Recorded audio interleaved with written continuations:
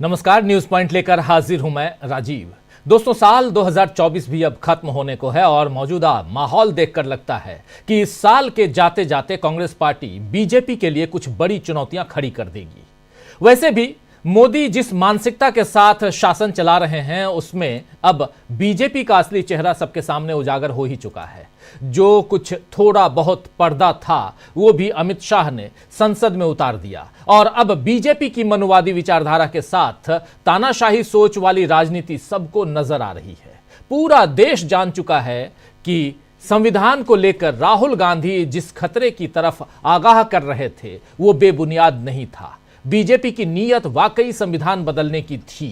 ये चुनाव, लोकसभा चुनाव की बात कर रहा हूं और अभी इसी शीतकालीन सत्र में यानी विंटर सेशन में one nation one election bill लाना या चुनाव के नियमों में संशोधन करना संविधान को चोट पहुंचाने वाले फैसले ही हैं। और ऊपर से अमित शाह ने अंबेडकर पर जो टिप्पणी की उससे तो सभी को समझ में आ गया कि बीजेपी का असली चरित्र क्या है। अंबेडकर जी के अपमान को कांग्रेस ने देशव्यापी मुद्दा बनाया और आज फिर इस पर देश भर में प्रदर्शन हुए और इसके साथ ही कांग्रेस की तैयारी अब बेलगावी अधिवेशन के जरिए देश में एक नया इतिहास लिखने की है।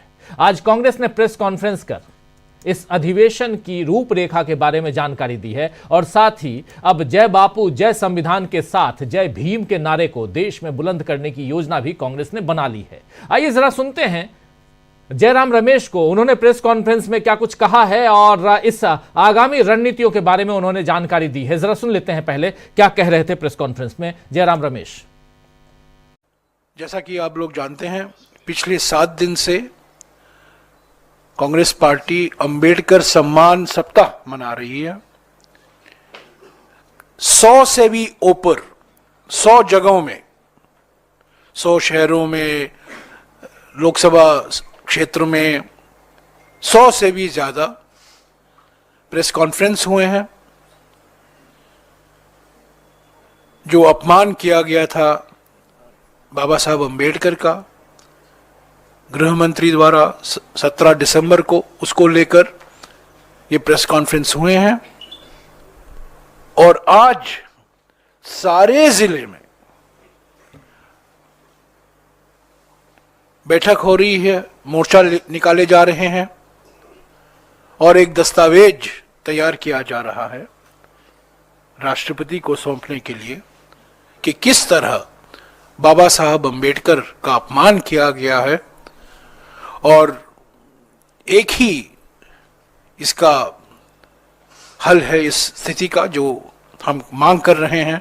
हमारे अध्यक्ष जी ने मांग की थी राज्यसभा के अंदर, फौरन गृह मंत्री को बर्खास्त करना चाहिए, इस्तीफा ले लेना चाहिए और गृह मंत्री को माफी मांगनी चाहिए। तो हमारे लिए ये एक ऐतिहासिक बैठक है। 2 साल पहले, 2.5 साल पहले उदयपुर में हमारा चिंतन शिविर हुआ था। आप जानते हैं एक परिवर्तनकारी क्षण था हमारे लिए। उसी से, उदयपुर चिंतन शिविर से भारत जोड़ो यात्रा का जिक्र किया गया था और 3 महीने बाद भारत जोड़ो यात्रा निकला कन्याकुमारी से कश्मीर तक। हम समझते हैं कि बेलगावी से भी कुछ ऐसे ऐतिहासिक निर्णय निकलेंगे, उस पर चर्चा होगी और अगले 1 साल के लिए कांग्रेस पार्टी का कार्यक्रम क्या होगा। हम मानते हैं कि कांग्रेस वर्किंग कमेटी इस पर विचार करके प्रस्ताव जो पारित किया जाएगा वो देश के सामने हम रखेंगे। तो आप सुन रहे थे यहां जयराम रमेश को। आपको बता दूं कि 26 तारीख को बेलगावी में अधिवेशन के बाद कांग्रेस 27 दिसंबर को जय बापू जय भीम जय संविधान रैली निकालने वाली है और इस नव सत्याग्रह के साथ देश की राजनीति में एक बड़ा बदलाव लाने की तैयारी कांग्रेस ने कर ली है। वैसे कांग्रेस अभी से इसकी झलक भी दिखा रही है कि यह साल जाते जाते बीजेपी के लिए कैसी चुनौती खड़ी करने वाला है। सुनिए यहां पर सचिन पायलट ने क्या कुछ कहा है इसी मसले पे, जरा सुन लेते हैं। चर्चा आगे बढ़ाएंगे, बहुत कुछ है बेलगावी से जो कुछ निकल के आएगा, लेकिन ये 26 तारीख और 27 तारीख को जब एक ये महान रैली होने जा रही है, महारैली होने जा रही है, उस रैली से भी बहुत कुछ सामने आएगा। उन सब पे हम चर्चा करेंगे। आज के दिन क्या कुछ चल रहा था, सचिन पायलट बता रहे हैं, सुनिए।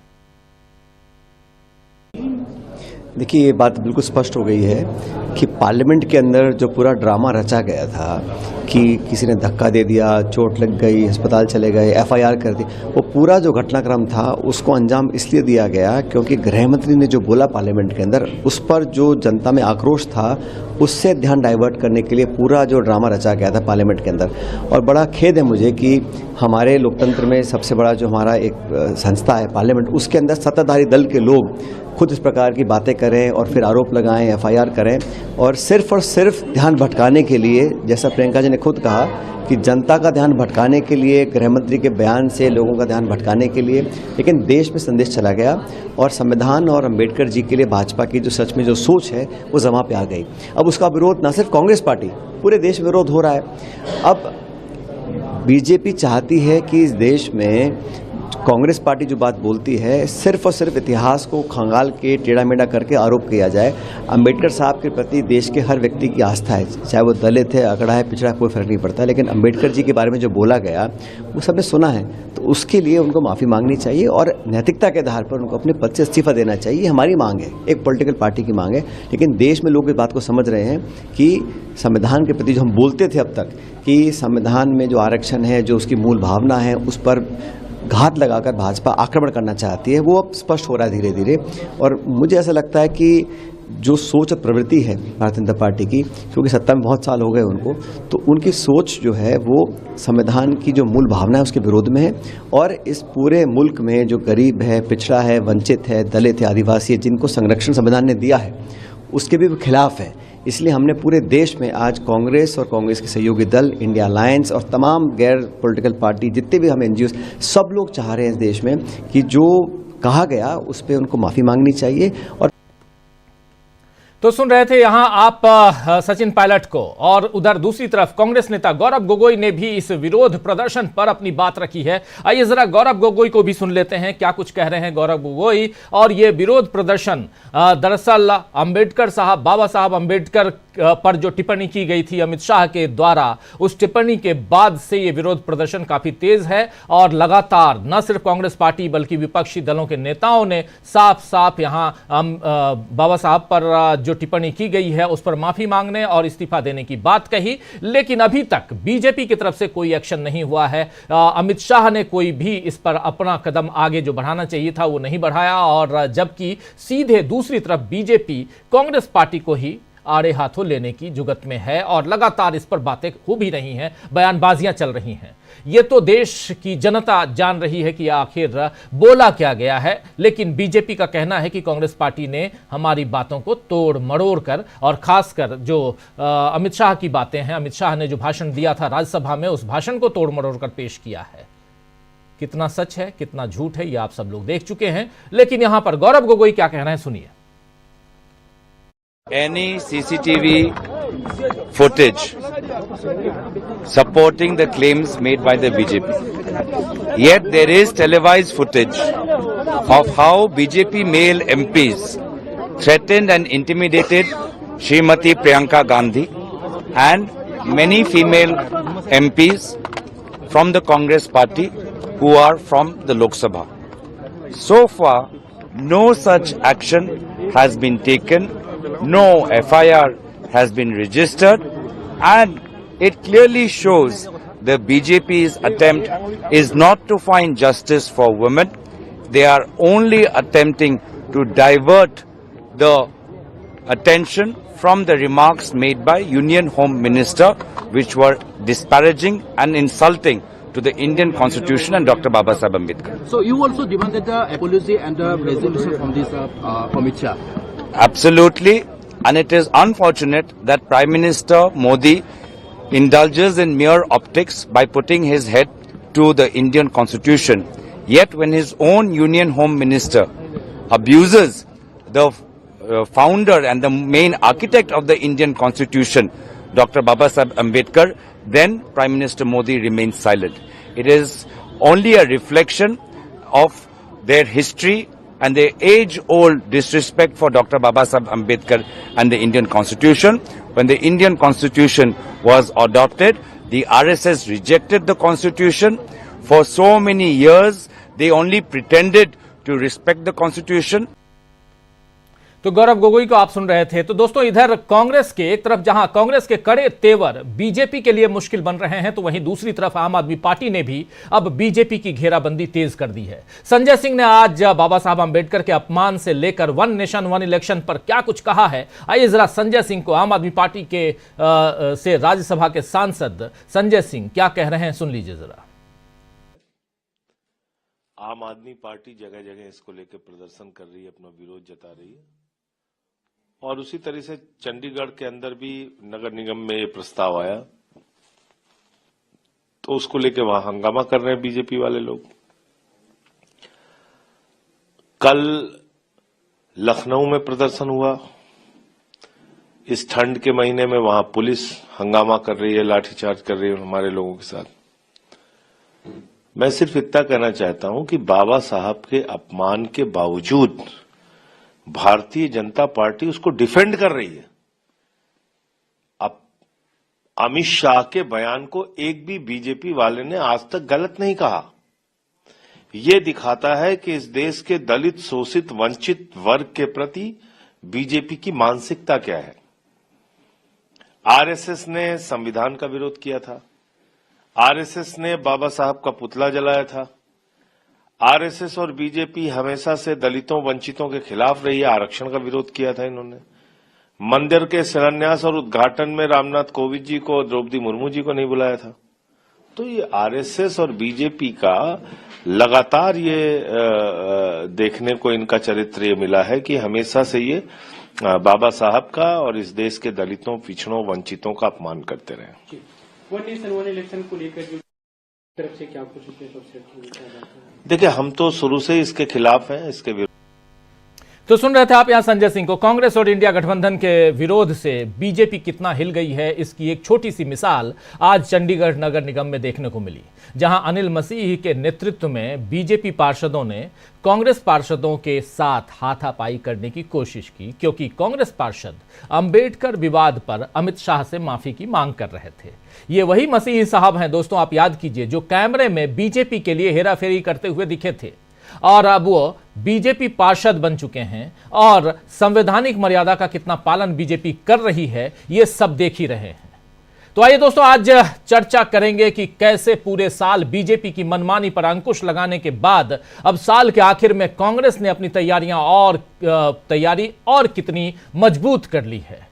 इन सब पे हम चर्चा करेंगे। चर्चा ये भी कि कांग्रेस का जो बड़ा प्लान है उससे कैसे बीजेपी परेशान होगी, आने वाले समय में क्या कुछ होने जा रहा है, बीजेपी की परेशानियां कैसे बढ़ रही हैं, ये सब कुछ यहां हम जानेंगे, समझेंगे। हमारे साथ कुछ वरिष्ठ साथी जुड़े हुए हैं, पहले उन सबसे आपका परिचय करवाता हूं। जरा स्क्रीन पर ले आइए हमारे तमाम साथियों को। देखिए, इस वक्त हमारे 4 वरिष्ठ साथी जुड़े हुए हैं। शकील अख्तर जी हैं, अमलेंदु उपाध्याय जी हैं, प्रशांत टंडन जी हैं, प्रेम कुमार जी हैं। आप सबका स्वागत इस्तकबाल है। स्वागत इस्तकबाल आप तमाम दोस्त, साथी, शुभचिंतक, आप सबका जो अब तक जुड़ चुके हैं या जो जुड़ने वाले हैं उनका भी। सीधे शकील जी आपके पास आना चाहता हूं। बेलगावी बड़ा इंपॉर्टेंट प्लेस हो गया है और यहां 2 बातें महत्वपूर्ण है। एक तो CWC की बैठक और दूसरी रैली, और रैली में जय भीम भी है, जय संविधान भी है। कैसे देखा जाए? बहुत ही महत्वपूर्ण बैठक है ये, और कांग्रेस इसको लेकर बहुत उत्साहित है। कांग्रेस ने आज कहा, और ये करीब करीब घोषणा जैसी चीज है, कि अगला 1 साल जो है हमारे लिए नए संगठन का साल होगा, जो एक बहुत बड़ी जरूरत महसूस की जा रही है और जिसे खुद कांग्रेस अध्यक्ष मल्लिकार्जुन खड़गे ने कहा था कि हमारा संगठन नहीं है। तो अब कांग्रेस ने कहा है कि हम वहां बेलगावी में ये सारे फैसले लेंगे और अगले साल हम अपने संगठन को मजबूत करने के लिए, रीऑर्गेनाइज करने के लिए, जो अभी नहीं हुआ है 2 साल में, 2 साल हो गए हैं खड़गे जी को अध्यक्ष बने हुए, वो हम करने जा रहे हैं। इसके साथ ही उन्होंने आज बीजेपी के ऊपर बहुत कड़े हमले किए। आज उन्होंने कहा कि भारतीय जनता पार्टी और आरएसएस का इतिहास है कि वो हमेशा अपने सामने एक मुखौटा रखते हैं। शोकेस में अटल बिहारी वाजपेयी तो गोदाम में लालकृष्ण आडवाणी, ये शब्द थे पवन खेड़ा के। साफ साफ शोकेस में फिर लालकृष्ण आडवाणी साफ ठोकर सामने आ जाते हैं, तो गोदाम में नरेंद्र मोदी होते हैं, यानी पीछे, मुखौटे के पीछे।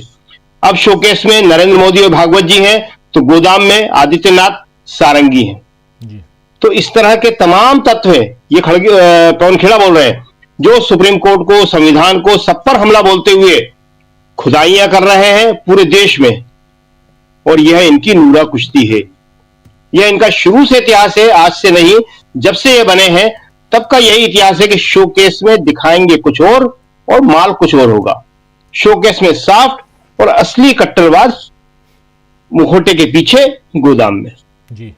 और शब्द बहुत ही कठोर बोले हैं उन्होंने ये बोला कि यह सब दोगलापन है। तो आज जो है वो उस 100 साल को याद कर रहे हैं जिस 100 साल पहले महात्मा गांधी ने पहली बार इसी जगह कर्नाटक के बेलगावी में कांग्रेस अधिवेशन की सदारत की थी, अध्यक्षता की थी पहली बार वहां पे जी। और यहां हम आपको बता दें कि 100 साल कांग्रेस के उस अधिवेशन को हो रहे हैं जिसमें महात्मा गांधी अध्यक्ष भी चुने गए थे, कुछ ही समय रहे। और यह भी बता दें कि उस जो बैठक थी वो कितनी महत्वपूर्ण थी, उसमें कौन कौन आए हुए थे। उसमें गांधी जी ने तो अध्यक्षता करी थी, मोतीलाल नेहरू, जवाहरलाल नेहरू, सरदार पटेल, लाला लाजपत राय, सरोजनी नायडू, ये सारे लोग शामिल थे। और नेहरू ने अपने जीवन कथा में लिखा है इस बात को कि मेरी राजनीति की जो शुरुआत हुई वो दरअसल बेलगावी से ही हुई है। मैं वहीं से अपना काम करना शुरू हुआ। उससे पहले जो काकीनाडा में एक सम्मेलन था, वह जनरल सेक्रेटरी जरूर बना था, मगर वो बहुत अपने ऊपर व्यंग करते थे, लेकिन वो कहते थे कि सेमी था। अब मैं फुल बना हूं। तो ये इंपॉर्टेंट है बहुत। कांग्रेस सेवा दल का गठन वहीं हुआ था। तो हम जो बता रहे थे एक और बहुत इंपॉर्टेंट बात कि 100 साल बेलगावी अधिवेशन को हो गए। कांग्रेस बहुत उत्साह से, बहुत जोश से अपने एक अधिवेशन की 100वीं सालगिरह मनाने जा रही जी। दूसरी तरफ कल 25 दिसंबर को भाजपा को केंद्र में सत्ता में लाने वाले पहले प्रधानमंत्री अटल बिहारी वाजपेयी की भी 100वीं सालगिरह है, शताब्दी। लेकिन कहीं कोई चर्चा नहीं। भाजपा सरदार पटेल के साथ कांग्रेस ने यह किया, सुभाष चंद्र बोस के साथ यह किया, अंबेडकर के साथ यह किया, लेकिन अपने वाजपेयी जी के साथ जिन्होंने सत्ता का रास्ता दिखाया, उन्हीं ने सबसे पहले दिल्ली में सरकार बनाई, आज उनको पूरी तरह भुला दिया है। जो कांग्रेसियों को याद कर रहे हैं, बहुत महत्वपूर्ण बात है। तो अपनी परंपराओं को कांग्रेस याद कर रही है और कांग्रेस बेलगावी से ये सोच के जा रही है कि अब एक नया संकल्प लेकर वो आएगी और उसके अनुसार वो जो है एक साल में, उसने 2025 बोला है कि 2025 को वो अपने संगठन को मजबूत बनाने का साल शुरू करेगी जी। दूसरी बात जो अमित शाह जी ने बोला था अंबेडकर जी के बारे में, तो आज देश भर में सिर्फ कांग्रेस ने ही नहीं, दूसरे तमाम संगठनों ने जगह जगह प्रदर्शन किए, जिनमें दलित संगठन, ओबीसी संगठन, आदिवासी संगठन प्रमुख थे। अब ये मुद्दा जो है ये दबने वाला नहीं है, पूरे देश में ये मुद्दा फैल गया है और कांग्रेस इसको लेके अब अगले पूरा साल जो 2025 का शुरू होने वाला है अपने प्रोग्राम देगी और जिसको वो बेलगावी में विचार करेगी और बताएगी। जैसा कि आपने कहा, वहां उन्होंने अपना नारा जो दिया है वो कहा है उन्होंने कि जय बापू और उसके साथ में जय संविधान जी। जय बापू, जी हाँ, जय भीम, तो नव सत्याग्रह का संकल्प उन्होंने वहां कहा है और जय बापू, जय भीम, जय संविधान रैली, जो रैली होगी वहां पे 27 तारीख को, उसका नाम दिया है जय बापू, जय भीम, जय संविधान रैली। बहुत ही महत्वपूर्ण बात होगी ये। और गृह मंत्री के खिलाफ कांग्रेस अब चुप बैठने वाली नहीं है। उसने ये भी स्पष्ट कर दिया है कि पूरे देश में जो आज सत्याग्रह और मोर्चे निकाले गए उनको वो आगे भी जारी रखेगी। जो ये मीटिंग है, थोड़ा सा हम इसके बारे में और जानकारी दे दें। ये CWC की मीटिंग है और एक्सटेंडेड वर्किंग कमेटी की मीटिंग है ये। तो इसमें करीब 200 कांग्रेस के नेता शामिल होंगे और 200 का मतलब है कांग्रेस का हर बड़ा नेता जो है वो इसमें शामिल हो रहा है और आज से उन लोगों ने जाना शुरू कर दिया है। तो हम लोग देखेंगे इसको, बड़ी इंटरेस्टिंग होगी ये। दूसरी एक बात और बता दें आपको जानकारी के लिए, ये भी जरूरी है कि जो हरियाणा चुनाव के बाद कांग्रेस ने कहा था कि हम एक फैक्ट फाइंडिंग कमेटी बनाएंगे, तो फैक्ट फाइंडिंग कमेटी हरियाणा के नेताओं की बनाई थी, हरियाणा स्तर की ही थी वो। करण सिंह दलाल उसका संयोजक थे, वो वहीं के स्थानीय नेता है। तो उसने भी जो है अपनी जो है रिपोर्ट जो है हरियाणा के स्तर पर दे दी है। तो CWC में वो आएगी या नहीं आएगी अभी कहना मुश्किल है, कल तक उसके बारे में जानकारी मिलेगी, क्योंकि अभी कांग्रेस कह रही है कि प्रादेशिक स्तर की हमारी कमेटी थी, लेकिन वो बहुत ही इंपॉर्टेंट है कि कांग्रेस हरियाणा और महाराष्ट्र के बारे में किस तरह से विचार करती है। जी राजीव जी बिल्कुल बिल्कुल आप सही कह रहे हैं कि कांग्रेस हरियाणा और महाराष्ट्र के बारे में किस ढंग से विचार करती है, फैक्ट फाइंडिंग टीम क्या लेकर के आई है ये भी समझेंगे। लेकिन उसके साथ साथ कांग्रेस की जो एक नए नारे के साथ जो रैली होने जा रही है 27 तारीख को, जिसमें जय बापू, जय भीम, जय संविधान, ये 3 जय के साथ, जयकारों के साथ, ये क्या मैसेज, क्या पैगाम देने जा रही है कांग्रेस? जरा जल्दी से आना चाहता हूं प्रशांत टंडन जी आपके पास, फिर प्रेम कुमार जी के पास आता हूं। प्रशांत जी, कैसे देखते हैं आप, एक तरफ संविधान की लड़ाई जो अब सड़कों पर आ गई है, पहले भी सड़कों पे थी, आपने देखा लोकसभा चुनाव के समय बीजेपी के एक नहीं बल्कि कई 4-4, 5-5 नेताओं ने साफ कहा था कि 400 पार इसलिए चाहिए क्योंकि हमको संविधान बदलना है, और इस लड़ाई में बीजेपी पिछड़ गई। दूसरी तरफ आपने देखा कि उसी संविधान के जो कर्ता धर्ता कहें, ड्राफ्टिंग कमेटी के चेयरमैन बाबा साहब अंबेडकर सिर्फ उसी नाम से नहीं जाने जाते हैं, बाबा साहब अंबेडकर की बहुत बड़ी भूमिका है सामाजिक सुधार में भी, और उनको लेकर जो बयान दिया गया, अमित शाह ने जो बयान दिया खुलकर सदन में, सदन के बाहर कुछ मंचों से बीजेपी के लोग या बाकी जैसी बातें करते रहे, ये हम लोग सुनते रहे हैं, उसको आधिकारिक तौर पर हम अपनी चर्चा में भी नहीं ला सकते, लेकिन यह आधिकारिक तौर पर चर्चा में आना जरूरी है और आया भी, ये बात आई।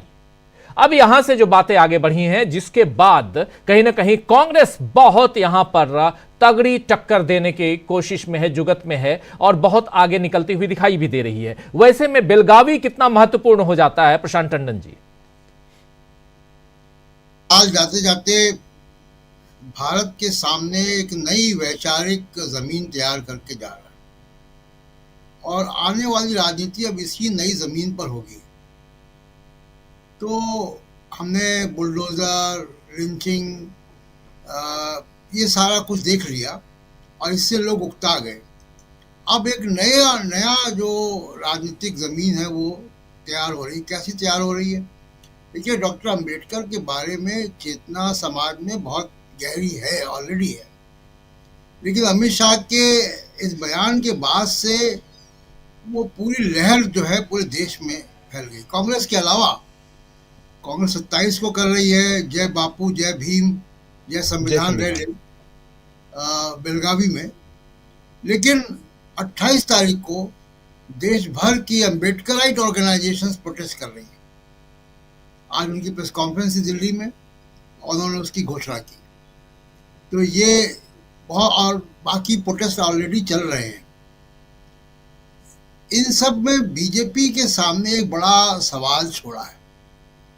अभी चर्चा आप कर रहे थे कि अमित शाह माफी मांगेंगे या नहीं मांगेंगे।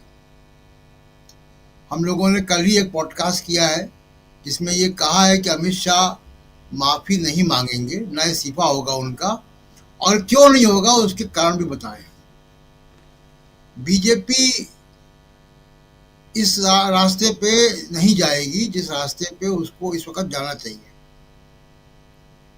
बीजेपी के सामने बहुत दिक्कतें हैं। एक दिक्कत सबसे बड़ी ये है कि वो मल्लिकार्जुन खड़गे को देख नहीं पा रही है अध्यक्ष के तौर पे, और मल्लिकार्जुन खड़गे उनकी परेशानी का कारण बने हुए हैं।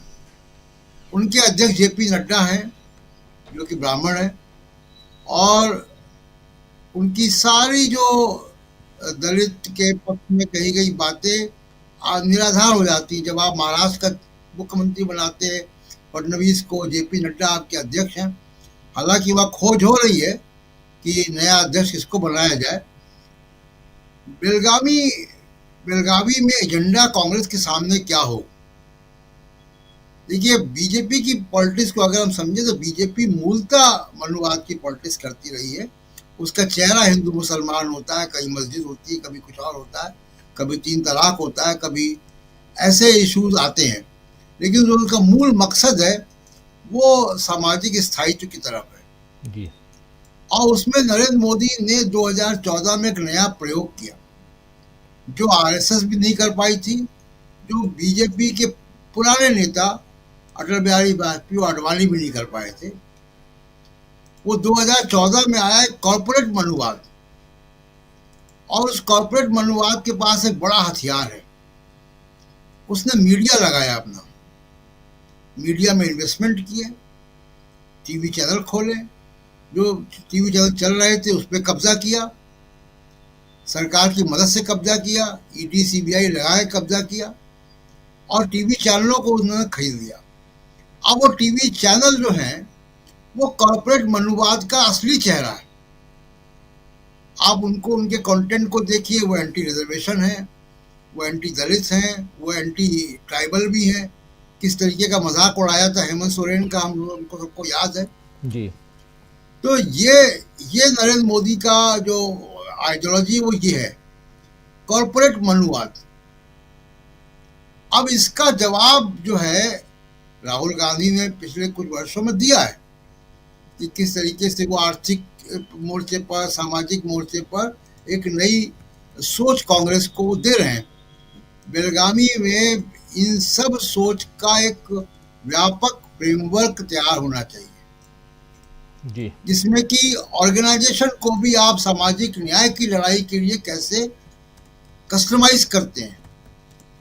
मुझे लगता है कि बेलगावी में ये एजेंडा कांग्रेस के सामने है और वहां से कांग्रेस जब निकल कर आएगी तो एक वैचारिक विकल्प राजनीतिक फ्रेमवर्क के साथ, ग्राउंड फोर्स के साथ वो देगी। जैसा कि शकील जी बता रहे थे कि वहां पे संगठन का भी बात होनी है। संगठन में बात क्या होनी चाहिए कि किस तरीके से आप चुनावी रणनीति को, किस तरीके से आप सोशल प्लेटफॉर्म पे और किस तरीके से आप सामाजिक न्याय का जो की अवधारणा है जो राहुल गांधी लेकर चल रहे हैं, उसके हिसाब से ऑर्गेनाइजेशन कैसे तब्दील की जाए। एक बहुत बड़ा मुद्दा जो वहां पे आएगा, जो बीजेपी के लिए गले की फांस है, वो है जातिवार जनगणना और 50% से ऊपर की आरक्षण की लिमिट को हटाना। बिल्कुल, ये 2 फैसले पर बीजेपी अपनी राय स्पष्ट नहीं कर पाएगी और सारा झगड़ा इस वक्त जो भी हो रहा है, जो खींच निकल गई अमित शाह के मुंह से, उसका जो मूल है वो 2 बातें हैं, मल्लिकार्जुन खड़गे की मौजूदगी वहां पे और जातिवार जनगणना का सवाल। जी राजीव, बिल्कुल आप सही कह रहे हैं। बहुत कुछ बेलगावी से क्या कुछ निकल के आएगा और उम्मीद बहुत कुछ निकलने की है, ये बात यहां हो रही है। लेकिन बेलगावी क्यों महत्वपूर्ण है, क्यों 2 दिन 26 और 27 तारीख की देश की सियासत में आने वाले समय के लिए इंपॉर्टेंट हैं, इस पर हम चर्चा कर रहे हैं। और उसके अलावा ये साल जाते जाते क्या कुछ देखे जा रहा है और इसमें कांग्रेस पार्टी और विपक्षी दल क्या कर रहे हैं, क्या इन्होंने किया है, संविधान की लड़ाई जो है वो आगे कहां तक जाने वाली है और इन सब में बेलगावी कितना महत्वपूर्ण रोल प्ले करेगा। जरा आते हैं प्रेम कुमार जी आपके पास, कैसे देखते हैं आप? जी शुक्रिया राजीव जी। संविधान की लड़ाई मोटे तौर पर अब बाबा साहब अंबेडकर के सम्मान की लड़ाई बन गई है। दोनों अब एक दूसरे से मतलब मिल गए हैं और आने वाले समय में निश्चित रूप से इसी विषय पर राजनीति केंद्रित होने जा रही है। इसके सबूत आज भी मिले जब हम देख रहे हैं एनडीए में भी अंबेडकर घुस गया है। ये जो बाबा साहब अंबेडकर की ये सम्मान की लड़ाई चल रही है, उसके बाद जो स्थितियां परिस्थितियां बनी है तो एनडीए को अपनी बैठक बुलानी पड़ रही है। बीजेपी बैठक कर रही है हरियाणा में, बिहार की बीजेपी हरियाणा में बैठक कर रही है और नीतीश कुमार को मुख्यमंत्री बनाने का ऐलान कर रही है। अब समझिए किस तरह की परिस्थितियां हैं कि बीजेपी की बैठक बिहार की हरियाणा में हो रही है और वहां से नीतीश कुमार को मुख्यमंत्री बनाने का ऐलान हो रहा है। और ये सब इसलिए हो रहा है क्योंकि बाबा साहब अंबेडकर के अपमान के खिलाफ जो देश भर में गुस्सा है, उसके लिए जो कांग्रेस और दूसरी तमाम पार्टियां मैदान में हैं, इसके इम्पैक्ट से बीजेपी को डर लगना शुरू हो चुका है। और ये वही इम्पैक्ट है जो बीजेपी के भीतर आरएसएस और बीजेपी की बीच भी संघर्ष के रूप में दिख रहा है। मोहन भागवत को लगता है कि डॉक्टर भीमराव अंबेडकर के अपमान का मुद्दा हमारी राजनीति को खत्म कर देगा। और ये दो व्यक्ति मोदी और शाह मिलकर के अपनी पार्टी का तो नुकसान कर ही रहे हैं, आरएसएस के जनाधार का भी भारी नुकसान कर रहे हैं।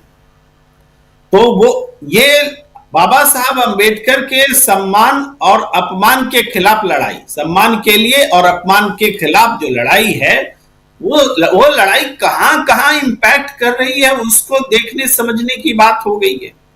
तो इसमें कांग्रेस ने इस लड़ाई को अपने हाथ में लिया है और ये लड़ाई वो पूरे देश में लड़ रही है। और हाल के दिनों में किसी एक मुद्दे पर जमीनी स्तर पर जो लड़ाई कांग्रेस लड़ी है, उसमें से ये एक है या इकलौती है आप कह सकते हैं। गौतम अडानी के खिलाफ जो लड़ाई है वो जमीनी स्तर पर नहीं आई थी, लेकिन ये लड़ाई जमीनी स्तर पर आ चुकी है।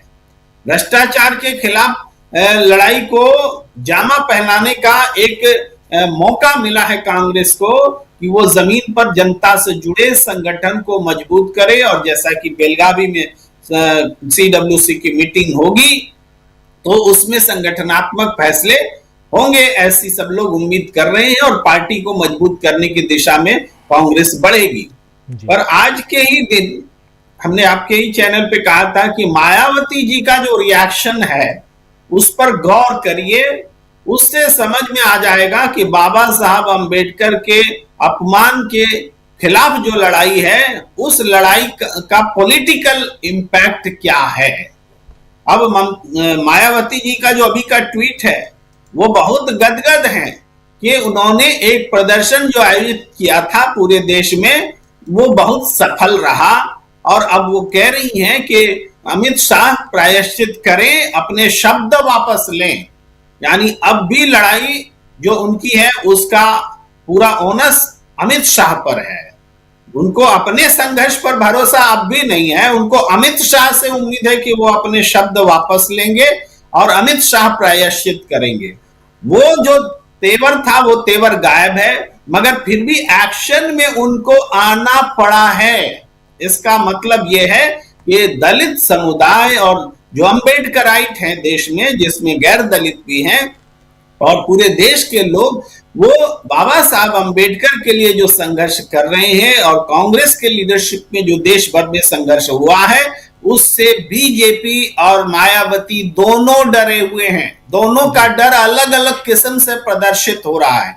एक एनडीए की मीटिंग बुला रहा है और दूसरे अपने प्रदर्शन को सही ठहरा करके इनसे गृह मंत्री से अपेक्षा रख रही है। ये दोनों के मायने एक ही हैं। और तीसरी तरफ कांग्रेस जो है अपने जनाधार को बिल्डअप करने के लिए, अपने आंदोलन को बिल्डअप करने के लिए और इस परिस्थिति का कैसे राजनीतिक फायदा उठाया जाए, इसमें अब एक्टिव नजर आ रही है। आप देख रहे हैं यही वो समय है, यहीं पर चुनाव आयोग के खिलाफ भी लड़ाई लड़ी जा रही है।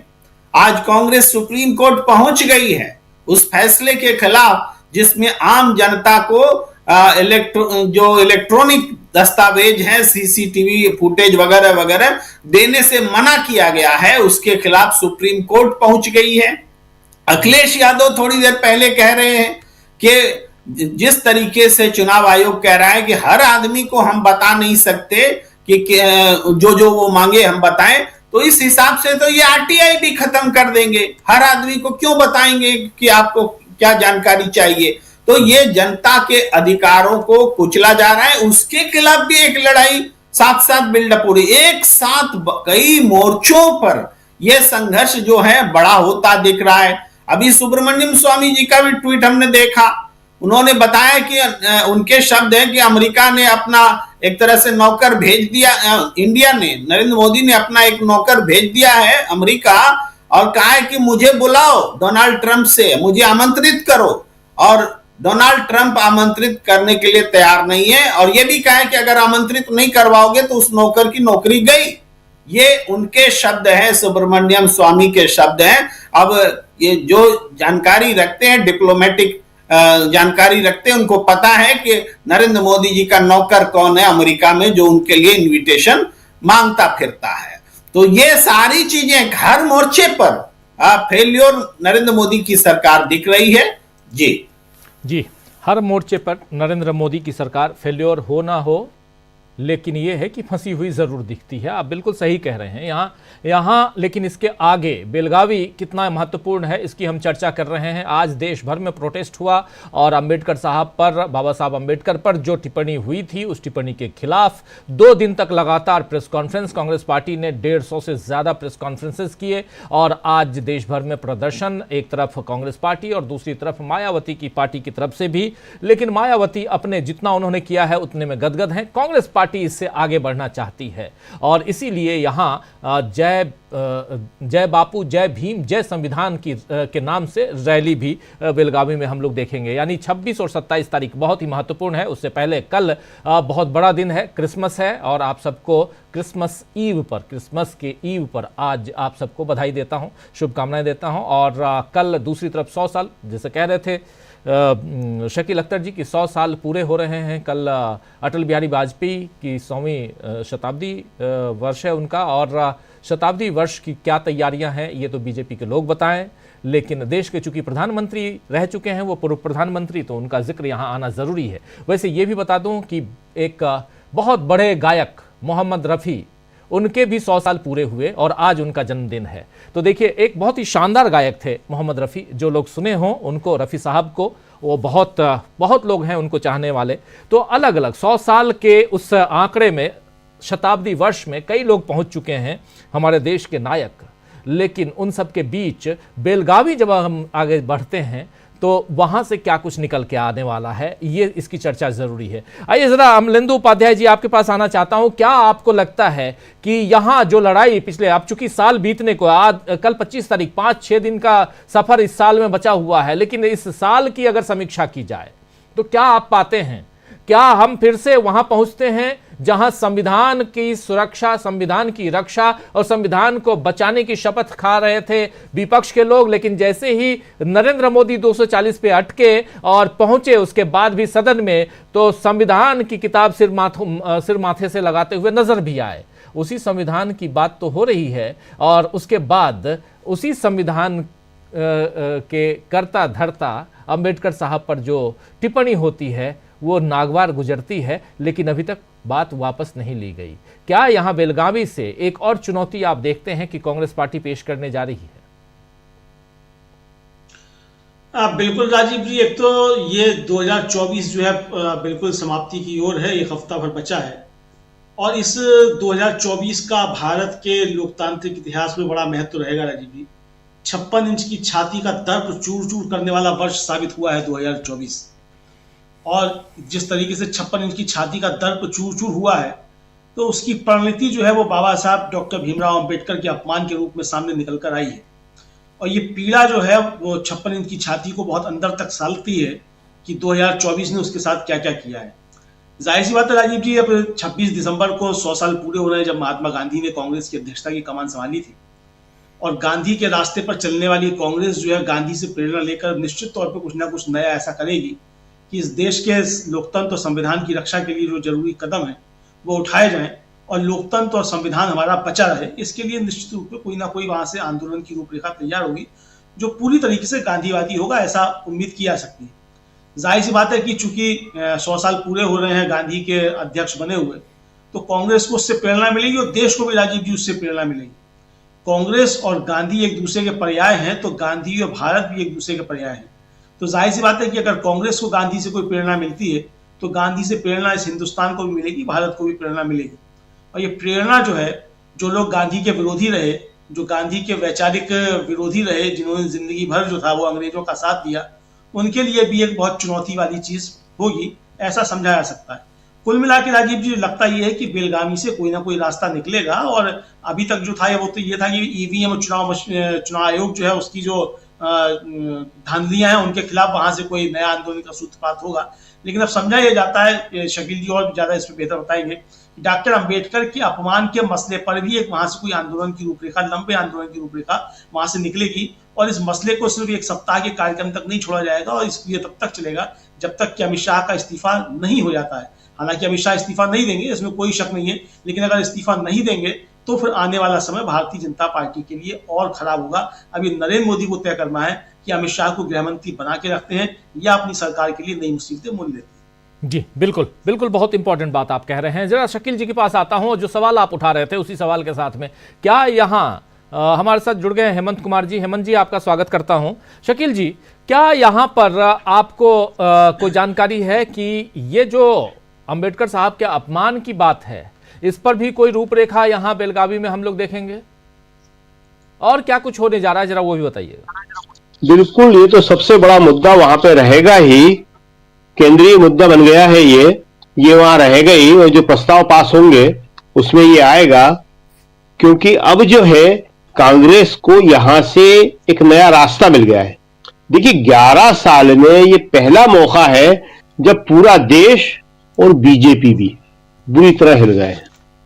इससे पहले कई मुद्दे आए, नोटबंदी जैसा बड़ा मुद्दा आया, चीन की घुसपैठ जैसा बड़ा मुद्दा आया, गलवान में हमारे 20 सैनिक शहीद हुए वो मुद्दा आया, गलत जीएसटी का मुद्दा आया जिसके विरोध में छोटे छोटे व्यापारी जो है बिल्कुल पूरी तरह तबाह हो गए, 700 किसान मर गए, किसानों का आंदोलन हुआ, मजदूर पैदल चले, बहुत सारे मुद्दे आए।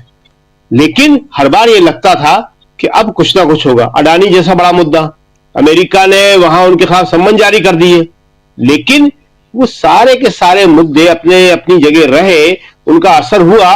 लेकिन अंबेडकर का मुद्दा एक ऐसा है कि जिसके बारे में अब ये कहा जाने लगा है कि भारत के ऊपर अंबेडकर का विरोध करके कोई शासन नहीं कर सकता। अंबेडकर का मुद्दा भारत के लाखों करोड़ों दलित शोषितों से जुड़ा हुआ है। उनकी पूरी जिंदगी बदल दी उन्होंने। दुनिया में ऐसे बहुत कम लोग हुए हैं। अंतरराष्ट्रीय स्तर पर एक नेल्सन मंडेला थे जिन्होंने काले लोगों की, ब्लैक की पूरा जीवन बदल दिया। क्योंकि दलित जो है भारत के बाहर नहीं होते हैं, ब्लैक सब जगह होते हैं, रंगभेद सब जगह होता है, इसलिए नेल्सन मंडेला का नाम बड़ा अंतरराष्ट्रीय स्तर पर है। मगर अंबेडकर ने भी भारत में कोई छोटा काम नहीं किया। यहां तो छुआछूत भी होती थी, काले के साथ छुआछूत नहीं होती थी। उनके शरीर को या उनकी परछाई को छूना या उनका घर से निकलना प्रतिबंधित नहीं था। तो अंबेडकर का एक काम बहुत बड़ा है इतिहास में कि उन्होंने एक पूरे समाज को बदल दिया, उनको गांव से शहर में ले आया, उन्हें मिडिल क्लास बना दिया, उन्हें नौकरियां दी। तो ये मुद्दा जो है दलित के जीवन से जुड़ा हुआ है, दलित के अस्तित्व से जुड़ा हुआ है, और दलित के साथ आदिवासी के भी, और अब ओबीसी भी इसको अपना मानने लगे हैं। तो ये बहुत बड़ा मुद्दा है। आज इसीलिए जो कांग्रेस की प्रेस कॉन्फ्रेंस थी और वहां जाने की तैयारी है, आज शाम को कई नेता निकल गए, कुछ कल सुबह चले जाएंगे, कल तक सब लोग वहां पहुंच जाएंगे। तो उन्होंने बहुत विस्तार से सारी चीजों के ऊपर बात कही है। कांग्रेस ने आज कहा कि आप देखिए कि पहले उन्होंने माथा टेका पुरानी पार्लियामेंट की बिल्डिंग के सामने 10 साल पहले मोदी जी ने, और पुरानी पार्लियामेंट बिल्डिंग ही खत्म कर दी। कांग्रेस ने कहा कि वो जहां माथा टेकते हैं, सर से कोई चीज लगाते हैं, समझ लिए वो खतरे में है। 26 नवंबर को इस साल उन्होंने संविधान को सर से लगाया और संविधान खत्म करने की बात करने लगे। तो कांग्रेस का कहना है कि हम ये नहीं होने देंगे, नया पार्लियामेंट बिल्डिंग, नया संविधान वो बनाना चाहते हैं और हम इसको नहीं होने देंगे। कांग्रेस ने एक बात और कही है, वो बड़ी इंपॉर्टेंट है, कि ये जो मोहन भागवत जी कहते हैं कि नया मत ढूंढो, मंदिर के नीचे मस्जिद के नीचे मंदिर मत ढूंढो, या उसके बाद मोदी जी कहते हैं कि ईसा मसीह की शिक्षाएं हमें सिखाती हैं और भाईचारा बना रहना चाहिए। उन्होंने कहा कि ये सारा का सारा जो है लोगों को भरमाने और बहकाने की बात है। आरएसएस और बीजेपी वैसा का वैसा ही है। उन्होंने 1949 में संविधान का विरोध किया था, जब संविधान बनना शुरू हुआ था, और उसके बाद से लगातार ये संविधान का विरोध करते रहे, डेमोक्रेसी का विरोध करते रहे। इसलिए आज जो मोहन भागवत बात करते हैं और मोदी जी बात करते हैं, इसलिए करते हैं कि उनके ऊपर भारी दबाव है। दूसरी बात कि ये जो आप अभी बात कर रहे थे वाजपेयी जी की, बड़ी इंटरेस्टिंग बात है ये। भाजपा में तो वाजपेयी से बड़ा नेता कोई हुआ नहीं है। कांग्रेस में तो कई नेता हुए, बड़ी कंट्रोवर्सी होती है कि ये बड़ा है कि वो बड़ा है, सब एक से एक बड़े हैं। जब बहुत सारे बड़े नेता होते हैं, बहुत सारे लोगों का बड़ा विशाल व्यक्तित्व होता है तो स्वाभाविक है, लेकिन वहां तो है नहीं कोई। तो वहां पे ये वाजपेयी के नाम पे आज 6 साल हो गए, 2018 में उनका देहांत हुआ था, कुछ भी नया नहीं बना पाए। ग्वालियर जो उनका जन्म स्थान था वहां कुछ नहीं बना। और अब क्या कर रहे हैं कि ग्वालियर रेलवे स्टेशन का नाम एक ग्रुप कह रहा है कि बदल के अटल बिहारी वाजपेयी के नाम पे रख दो। रेलवे स्टेशन का नाम 130 साल पुराना ग्वालियर रेलवे स्टेशन है और उसका नाम अटल बिहारी वाजपेयी रख दो। वहां के जो लोकसभा सांसद है कुशवाहा, उन्होंने मांग करी। ज्योतिरादित्य सिंधिया के समर्थक बिगड़ गए इसके ऊपर, वो कह रहे नहीं, माधवराव सिंधिया के नाम पे रखो। दोनों में से कोई ये नहीं कह रहा कि भाई कुछ नई चीज बना देते हैं, एक का नाम वाजपेयी जी के नाम पे हो जाएगा, एक का नाम माधवराव सिंधिया के नाम पे हो जाएगा, एक मेडिकल कॉलेज, एक यूनिवर्सिटी, कुछ भी बड़ी चीज। आखिर अटल बिहारी वाजपेयी बड़े प्रधानमंत्री थे देश के, भाजपा के सबसे बड़े नेता थे, लेकिन ना, रेलवे स्टेशन का नाम बदल दो। तो ये जो भाजपा राजनीति कर रही है, यही आज जयराम रमेश ने बताया कि वो संविधान बदल देंगे, पार्लियामेंट का नाम बदल देंगे। आपको मालूम ही होगा झांसी रेलवे स्टेशन का नाम इन्होंने बदल दिया है। लोग यहां से झांसी लिखते हैं, कहते हैं झांसी नाम का कोई स्टेशन ही नहीं है, झांसी की रानी को बुला रहे हैं, उसका नाम महारानी लक्ष्मीबाई स्टेशन कर दिया है। तो ये नई चीज कुछ बनाने के बदले पुरानी चीजों का नाम जो है वो नया रखने की कोशिश करते हैं। तो अब कांग्रेस ने एक नई राजनीति शुरू की है और ये साल निश्चित रूप से इसके लिए बड़ा महत्वपूर्ण है कि इस बार लोकसभा चुनाव में बीजेपी को सबसे बड़ा झटका लगा है और बीजेपी अभी तक उससे उबर नहीं पा रही है। 240 सीटें, बहुमत भी नहीं है। और अंबेडकर के मुद्दे को लेके जो सहयोगी दल है उनके, चाहे वो चंद्रबाबू नायडू हो, चाहे वो नीतीश कुमार हो, और चाहे कोई भी हो, सब डरे हुए हैं, हिचकिचा रहे हैं और सोच रहे हैं कि हमें कितना आगे जाना है भाजपा के साथ या नहीं। और खुद भाजपा में भी ये सवाल लगातार बड़ा होता चला जा रहा है। उनके जो दलित, आदिवासी और पिछड़े नेता हैं वो आपस में इस चीज की चर्चा कर रहे हैं कि क्या हमारी कॉन्स्टिट्यूंसी में अगली बार हमें नुकसान हो जाएगा। हर जगह सबसे बड़ा सवाल यही है। अगर मोदी जी से किसी की कुछ कहने की हिम्मत नहीं हो रही है, अमित शाह से हिम्मत नहीं हो रही है, लेकिन उनकी कॉन्स्टिट्यूंसी का जो दलित वोटर है जिसने उन्हें जिताया है, जो ओबीसी है, जो हिंदुत्व के नाम पे उन्हें वोट दे रहा था, वो अब हिल गया है जी। तो ये एक बड़ा इंपॉर्टेंट सवाल है। इसलिए आप जो कह रहे थे कि वहां क्या होगा, तो अंबेडकर का मुद्दा तो बेलगावी में बहुत बड़ा मुद्दा होगा, वहां से इसके बारे में विचार होगा, प्रस्ताव होंगे। और एक अलग से प्रस्ताव जो है सिर्फ अमित शाह द्वारा अपमान करने पर और अंबेडकर की जो प्रासंगिकता है, अंबेडकर ने जो हिंदुस्तान के लोगों का जीवन बदला है, इसके ऊपर होगा। और अंबेडकर के सम्मान के लिए कांग्रेस क्या करेगी, इस पर होगा। जी जी बिल्कुल बिल्कुल, बहुत कुछ आप कह रहे हैं कि कहां कहां क्या क्या हो सकता है। जरा प्रशांत जी आपके पास आना चाहता हूं जल्दी से, फिर हेमंत जी आपके पास आता हूं। प्रशांत जी, क्या आपको लगता है अंबेडकर का मुद्दा अगर इसको कांग्रेस पार्टी अपने इस अधिवेशन में लेकर आती है कि इसको आगे बढ़ाना है, तब क्या देखते हैं आप? क्या आने वाले समय में देश की सियासत में आप कुछ बदलाव देखेंगे? देखिए, अभी एक जो डेवलपमेंट हो रहा है वो क्या है, 28 तारीख को जो पूरे देश में अंबेडकरवादी संगठन विरोध कर रहे हैं, उनका विरोध केवल बीजेपी से नहीं है, उनका विरोध एनडीए के पार्टनर नीतीश कुमार पे भी है, चंद्रबाबू नायडू पे भी है, चिराग पासवान पे भी है कि आप जवाब दो, आप क्यों खामोश हो। तो दबाव उन सब पे पड़ रहा है अब कि जो खामोश हैं, मायावती को मजबूरन आना पड़ा इस पे, क्योंकि वो इस मुद्दे को छोड़ नहीं सकती थी, उनकी पार्टी का वजूद का सवाल था। लेकिन उन्होंने भी एक बीच का रास्ता निकाला कि वो इस्तीफा नहीं मांग रही हैं, वो माफी मांग रही हैं। देखिए, आरएसएस और अंबेडकर या अंबेडकर की जो अंबेडकरवाद है, जिसको अंबेडकर की चेतना आप कहें, उसका टकराव हर साल नागपुर में होता है। वही होता है दीक्षा भूमि में, जहां हम लोग गए थे चुनाव के वक्त जी। एक तरफ तो विजयदशमी में मोहन भागवत या आरएसएस का जो भी चीफ होता है वो पूरे देश को संबोधित करता है, अपने समर्थकों को संबोधित करता है, लेकिन वो आजकल वो पूरे मीडिया में उसका विमर्श होता है, लोग उस पर लेख लिखते हैं। दूसरा एक और बात होती है वहीं पे दीक्षा भूमि में, उसी विजयदशमी में लाखों लोग जमा होते हैं। उसका विजयदशमी से सीधा ताल्लुक नहीं है। वो ऐसा माना जाता है कि सम्राट अशोक ने उस दिन बुद्धिज्म ग्रहण किया था, इसलिए वहाँ पे वो जमा होते हैं। और उसी दिन 14 अक्टूबर को 1956 में डॉक्टर अंबेडकर ने भी जो है वो बुद्ध धर्म ग्रहण किया था। तो विजयदशमी के दिन वहाँ पे ये दो विचारधाराओं की टकराव हर साल होती है, और अब इस विचारधारा का जो टकराव है वो सामने है, और ये अब एक राजनीतिक रूप लेगा। मुझे उम्मीद है कि बेलगामी से जो कांग्रेस निकल कर आएगी तो वो एक नई कांग्रेस होगी, और वो सामाजिक न्याय के मुद्दे को लेकर मुखरता के साथ आगे बढ़े। क्योंकि अभी हम खड़गे जी को, राहुल गांधी को देखते हैं, या कांग्रेस के प्रवक्ता उस लाइन को लेते हैं जो वो मीडिया से मुखातिब होते हैं, लेकिन बाकी नेताओं में भी वो असर कम दिखाई देता है। दूसरी बात, एक और चीज पे एक बात पे जो विमर्श हो रहा है कानूनविदों के बीच में, वो ये हो रहा है कि पार्लियामेंट के अंदर अमित शाह ने डॉक्टर अंबेडकर का अपमान किया है।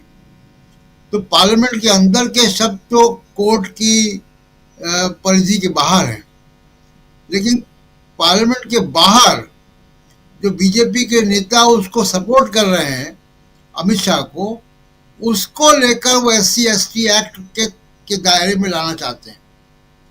और इस पे भी विमर्श चल रहा है कि इसको कैसे SC/ST एक्ट में लाया जाए जी, ताकि अमित शाह की कानूनी जवाबदेही भी वहां पे तय हो।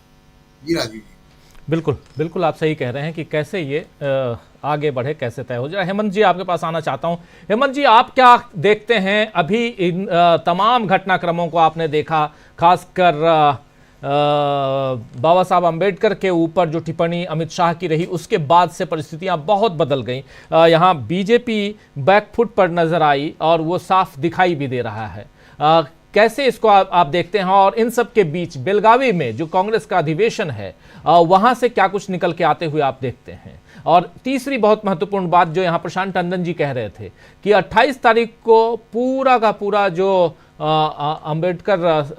अम्बेडकराइट जो लोग हैं वो इस देश में न सिर्फ कांग्रेस के खिलाफ बल्कि उनके सहयोगी दलों के खिलाफ यानी एनडीए के जो घटक दल हैं उनके खिलाफ भी आंदोलन करने वाले हैं। एक मैसेज जाने वाला है जो नीतीश कुमार को, अभी तक नीतीश कुमार ने कुछ नहीं बोला, उन पर भी ये लागू होता है चंद्रबाबू नायडू पर भी लागू होता है, चिराग पासवान पर भी, और ऐसे तमाम उनके घटक दलों के साथियों पर भी। कैसे देखा जाए?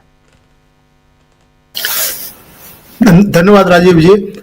आम्बेडकर को लेकर के जो मैं समझता हूं कि अमित शाह की जो टिप्पणी है उसका कॉन्टेक्स्ट समझने के लिए आप समझ लीजिए कि बाबा साहब आम्बेडकर वो दलित मुक्ति के ही प्रतीक नहीं रहे हैं, वो महिलाओं की मुक्ति के प्रतीक रहे हैं, वो श्रमिकों की मुक्ति के प्रतीक रहे हैं, और वो सबसे आगे जाकर के आधुनिक भारत के निर्माता के रूप में भी उनकी वो प्रतीक रहे हैं उसके, क्योंकि वो एक ऐसा आधुनिक भारत बनाना चाहते थे जिसमें इस तरह की जो असमानताएं हैं, जो भेदभाव है, जो उत्पीड़न है, उससे मुक्ति हो और भारत एक लोकतांत्रिक और आधुनिक राष्ट्र बने। तो बाबा साहब सिर्फ दलितों के मुक्ति के प्रतीक नहीं है, तो लेकिन उनका टकराव किससे होता है? उनका टकराव होता है बीजेपी के जो पूर्ववर्ती और उनके जो पुरखे रहे हैं, जो आरएसएस है, जनसंघ है, हिंदू महासभा है, इनसे उनका टकराव रहा है। टकराव कहां पर रहा है?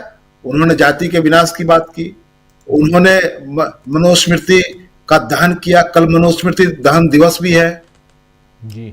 तो बाबा साहब पर जो वो क्लेम अगर बीजेपी का चाहे आरएसएस के लोग अगर क्लेम करते हैं तो उनके क्लेम में कितना दम है वो तो देखने के लिए सिर्फ इस बात को देखा जाए कि बाबा साहब ने जो हिंदू राष्ट्र का सपना देखने वाले लोग हैं उनको लेकर के सबसे पहले उन्होंने पूरे देश को आगाह किया था कि हिंदू राष्ट्र अगर बनता है तो वो सबसे बड़ी विपदा होगी देश के लिए, वह लोकतंत्र के लिए खतरनाक है, वह समानता, बंधुता और स्वतंत्रता के खिलाफ है। तो ये बात कहने वाले बाबा साहब बीजेपी के लिए, उनके लिए और उनके जो तमाम आरएसएस के जो लोग हैं या आरएसएस जो उनका संगठन है उनके लिए क्या बाबा साहब कभी पूजनीय रहे? कभी नहीं। बाबा साहब का तो नाम लेना इनके लिए बहुत एक तरह से गुनाह था। सावरकर ने जब बाबा साहब ने हिंदू धर्म का परित्याग किया, बौद्ध धर्म कबूल किया, तो सावरकर ने क्या क्या नहीं कहा था वो तो रिकॉर्ड पर है। उन्होंने कहा था कि जब हमने बुद्ध को पचा लिया तो अंबेडकर क्या चीज है, ये लिखा है उन्होंने। तो ये जो लोग कह रहे हैं कि कांग्रेस ने अपमान किया, देखिए कांग्रेस के बारे में आप जो कुछ टिप्पणी कर लीजिए, लेकिन कांग्रेस के साथ जो उनके रिश्ते थे उस रिश्ते को आप इस रूप में देखिए कि बाबा साहब को रिकॉग्नाइज भी अगर किया बड़े स्केल पर तो कांग्रेस ने किया। वो गांधी हो या नेहरू, दो लोगों को मैं मानता हूं जिन्होंने बाबा साहब के व्यक्तित्व और उनकी विद्वता को बहुत आगे बढ़ करके रिकॉग्नाइज किया। उनको संविधान सभा की ड्राफ्टिंग कमेटी का चेयरमैन बनाया गया, उनको इस देश का कानून मंत्री बनाया गया। हिंदू कोड बिल की पूरी संरचना, पूरी रचना बाबा साहब की है और उसमें नेहरू जी का बहुत बड़ा उसमें योगदान है। उन दोनों की ट्यूनिंग को आप समझ सकते हैं। नेहरू और अम्बेडकर ने हिंदू कोड बिल को लेकर के जो बात कही थी वो लगता है कि दोनों एक दूसरे को कैसे सपोर्ट कर रहे हैं। दोनों ने कहा था कि नेहरू जी ने तो कहा था कि ये हमारी सरकार का एक तरह से वो ड्रीम प्रोजेक्ट है जिसको कि पूरा किराए बगैर सत्ता में रहना हमारे लिए बेकार होगा। और बाबा साहब ने कहा था कि संविधान के निर्माण से ज्यादा खुशी मुझे तब होगी जब हिंदू कोड बिल पारित होगा। तो आप ये इन दोनों नेताओं के सपनों को आप समझ सकते हैं कि वो किस तरह का भारत का सपना देख रहे थे, जहां की स्त्रियों की मुक्ति हो, उनको अधिकार मिले, उनको संपत्ति में अधिकार मिले, उनको वोटिंग राइट मिले, ये उनको विधवा विवाह का अधिकार मिले, उनको अंतरजातीय विवाह का अधिकार मिले। इन चीजों का विरोध कौन लोग कर रहे थे? इन चीजों का विरोध आरएसएस कर रहा था, इन चीजों का विरोध हिंदू महासभा के लोग कर रहे थे, इन चीजों का विरोध रामराज पार्टी कृपात्री जी की जो पार्टी थी वो लोग कर रहे थे। खुलेआम गालियां दी जा रही थी, पूरे देश में प्रदर्शन हो रहा था इसके खिलाफ। तो हिंदू समाज को ही अगर मान लिया जाए, उसको आधुनिक बनाने का एजेंडा किसके पास था? अंबेडकर नेहरू के पास था। एजेंडा बीजेपी और आरएसएस के पास नहीं था। तो आज की तारीख में बाबा साहब का जो अपमान किया गया है, जो उन्होंने कहा है, जो संसद के भीतर जो उन्होंने कहा है, जो कहा जा रहा है कि उनके दिल में जो बात थी वो बाहर आ गई। वो लग रहा था कि एक तो गांधी और नेहरू को गाली देते देते उनको लग रहा था कि अब इनके बचाव में कोई नहीं आ रहा है, तब अम्बेडकर, तीसरा निशाना उन्होंने अम्बेडकर पर साधा है। वो अनायास नहीं है, वो बिल्कुल सोची समझी रणनीति के तहत ऐसा किया गया है। उनको लग रहा था कि गांधी के, अब जो गांधी की हत्या को का जश्न मनाने वाले लोग भी हैं और उनका जयकारा लगाने वाले लोग भी है गोडसे का, तो उनको और नेहरू जी को अय्याज साबित करने के लिए पूरी जो कोशिशें रही है, तो अब अम्बेडकर पर निशाना साधा जाए। तो ये जो स्टालवार्ट है जो उनके लिए सबसे ज्यादा दिक्कत रही है, गांधी जी से उनको दिक्कत रही है, उनको नेहरू जी से दिक्कत रही है, उनको अम्बेडकर से दिक्कत रही है। मैं मानता हूँ कि देश के स्वतंत्रता आंदोलन के 3 बड़े नायकों में से उनको सबसे ज्यादा दिक्कत रही है जमात।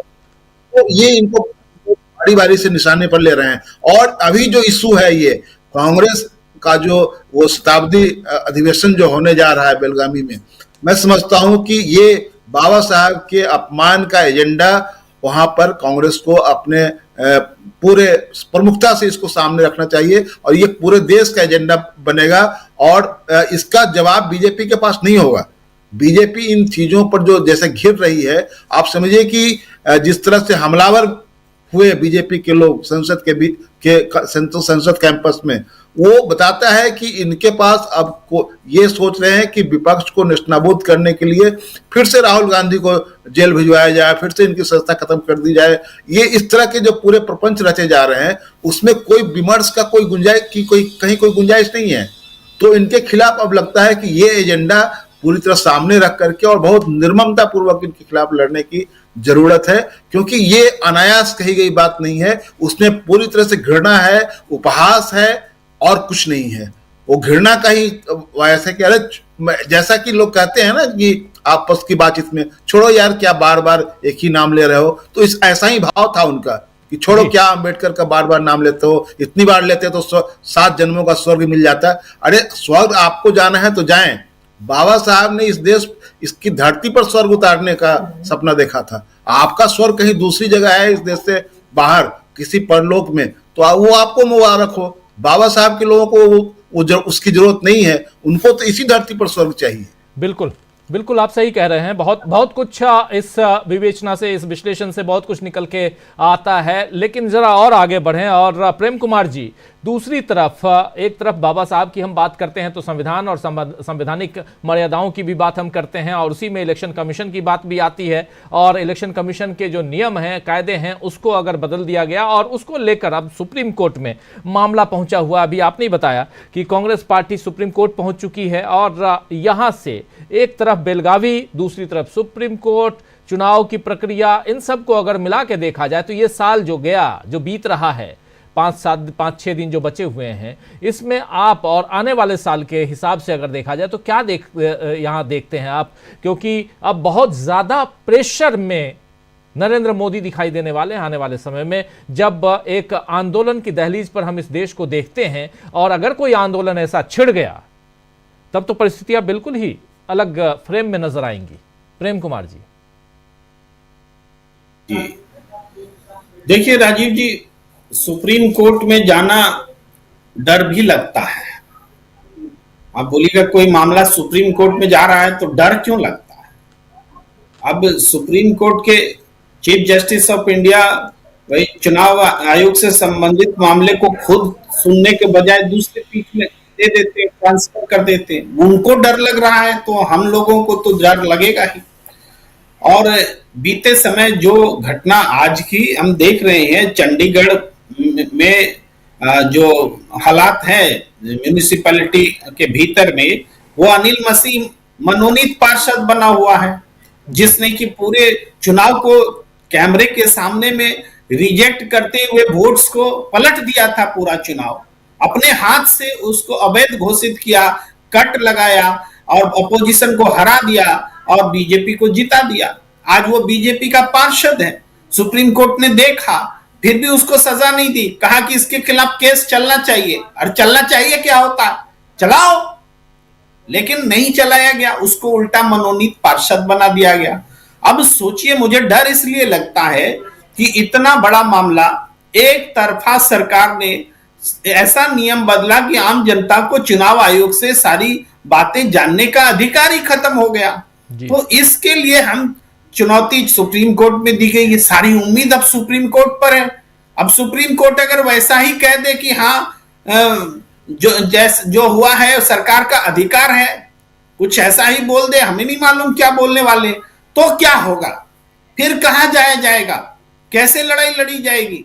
अभी थोड़ी देर पहले प्रशांत टंडन जी कह रहे थे कि किस तरीके से आजकल बातें हो रही हैं कि सदन में बाबा साहब अंबेडकर के लिए बोला गया, सदन से बाहर उस पर मुकदमा नहीं चल सकता।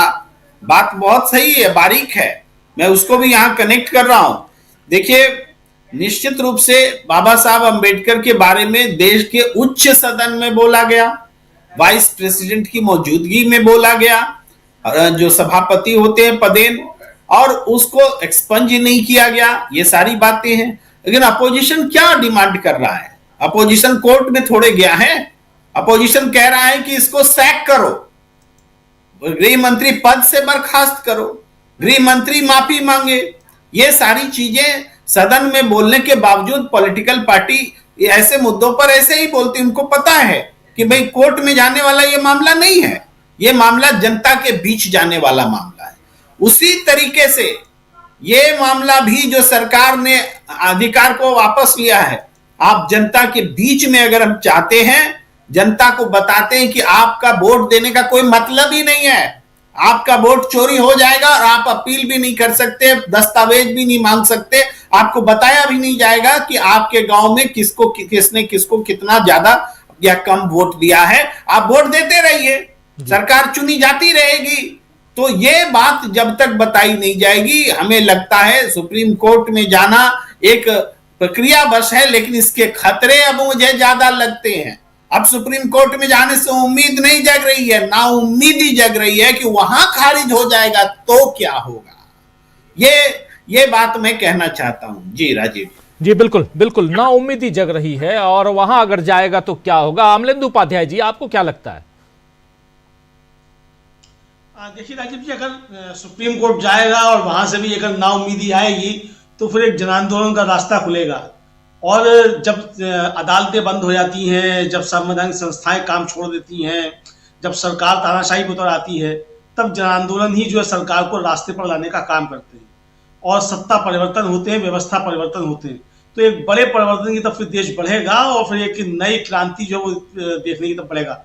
वैसे भी वर्ष 2025 आ रहा है राजीव जी, मंगल का साल है और मंगल का साल है तो बहुत उथल पुथल होंगी।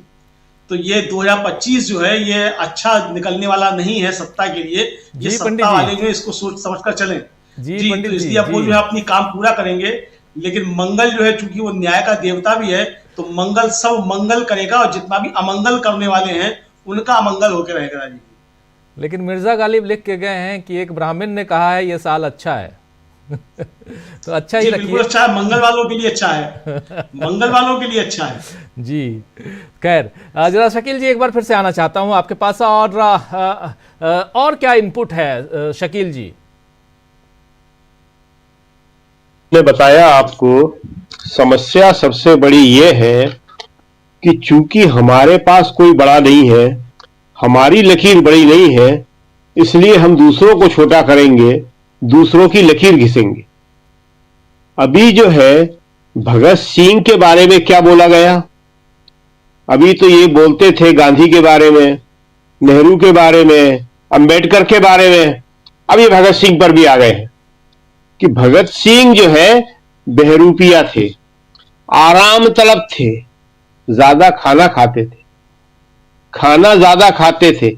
याद करिए कि यही बात जो है निशिकांत दुबे ने कांग्रेस अध्यक्ष मल्लिकार्जुन खड़गे के लिए कही। बहुत ही गंभीर स्थिति है इस समय देश में। बीजेपी अपने किसी नेता को याद नहीं करती है, संघ परिवार के नेताओं को याद नहीं करती है, क्योंकि उसे लगता है कि उनका कद इस लायक नहीं है कि उनके बारे में हम बात कर सकें। अभी वाजपेयी जी का उदाहरण दिया हमने, अगर वाजपेयी जी को भी आप भुला दोगे, 100वीं सालगिरह भी भुला दोगे, सिर्फ याददाश्त के लिए बताना चाह रहे हैं हम, लोगों को याद होगी 1969 महात्मा गांधी का जन्म शताब्दी वर्ष था। पूरे देश में, स्कूल में, कॉलेजों में, विश्वविद्यालयों में कितने धूमधाम से मनाया गया, हर बच्चा अवेयर हुआ।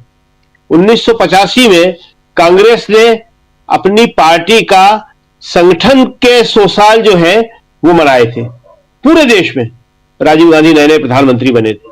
अब बेलगावी में जब महात्मा गांधी पहली बार अध्यक्ष बने थे, एक ही बार बने, वो कांग्रेस अध्यक्ष बने थे, उनका 100वां साल मना रही है। तो जिनके पास कुछ होता है बताने के लिए तो गौरव से बताते हैं। जैसे हम भारत की बात करते हैं तो भारत के गौरवशाली इतिहास की बात करते हैं। भारत का इतिहास गौरवशाली है। संविधान पे जो चर्चा हुई और जिसमें अमित शाह जी ने यह कहा, उसका नाम क्या था, विषय का चर्चा का नाम क्या था? भारतीय संविधान के 75 गौरवशाली वर्ष। उसमें गौरवशाली लिखा था हमने।